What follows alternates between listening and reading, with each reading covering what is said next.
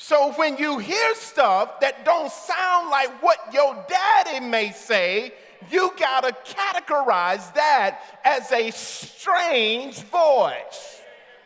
But you got to have a relationship with him in order to know what he sounds like. He doesn't sound depressed. He doesn't sound negative. He doesn't sound judgmental, but he sounds like the loving father that he is. And if you don't have a relationship, people will start telling you what he says, and it has nothing to do with him.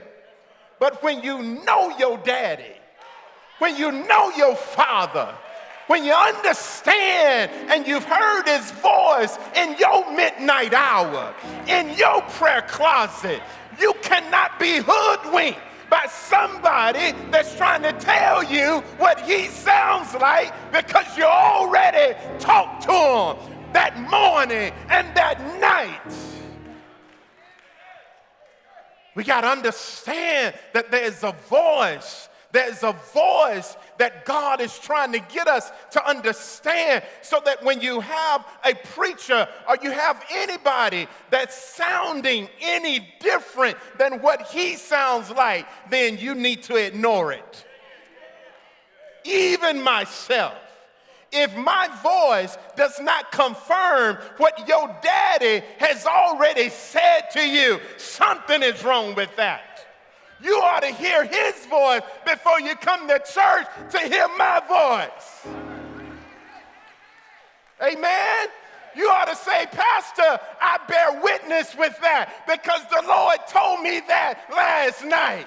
The Lord been talking to me about that last week. Pastor, preach. Most of the time when we say Pastor preach, we want to hear something that addresses our situation. Most of the time when we hear Pastor preach, it's because he is tickling our emotion. But I wish I had some people in the house today that say Pastors preach because you've already heard your daddy talk to you. And your daddy said that you are all that. Your daddy said you are above only and not beneath. Your daddy said you can do all things. I'm just confirming what your daddy has already said to you.